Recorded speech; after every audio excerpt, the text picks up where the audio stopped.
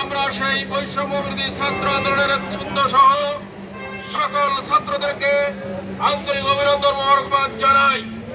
সম্মানিত ভাই সাহেব, যে সমস্ত দিয়েছে আল্লাহ তাদেরকে শহীদ হিসেবে কবুল করেন এবং আমাদের রংপুরের সন্তান বেগম রোকেয়া ইউনিভার্সিটির ছাত্র, মেধাবী ছাত্র সেই আবু সাইদ, তাকে নিরস্ত্র অবস্থায় এই পুলিশ বাহিনী যেভাবে হত্যা করেছে, গুলি করেছে, আমরা তাদের দৃষ্টান্তমূলক শাস্তি চাই।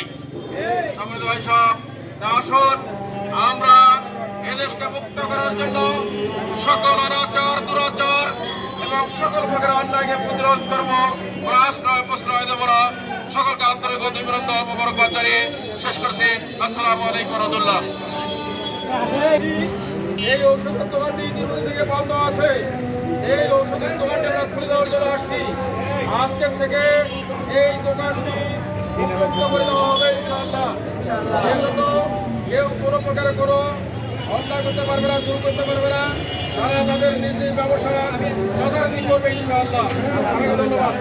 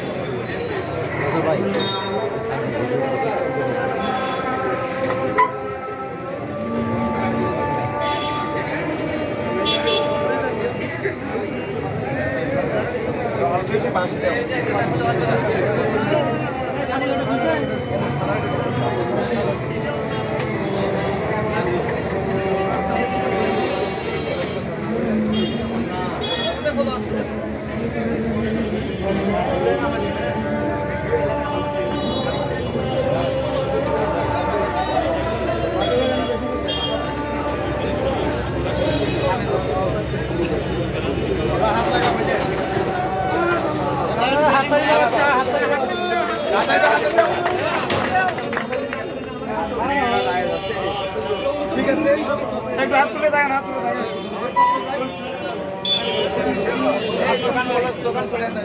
দোকানদারি